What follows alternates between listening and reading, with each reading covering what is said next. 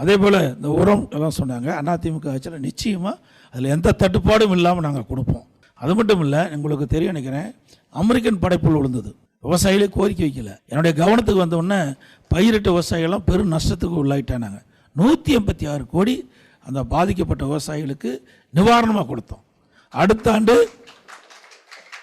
அதே போல் பல இடத்துல அமெரிக்கன் படைப்புழு இந்த மக்காச்சோளத்துக்கு விழுந்தது. கவனத்தை கொண்டு வந்தேன். ஏன்னா நம்ம ஒரு தோட்டத்தில் அடிப்போம், மறு தோட்டத்தில் அடிக்க மாட்டோம். இந்த புழு அடுத்த தோட்டத்துக்கு போயிடும்.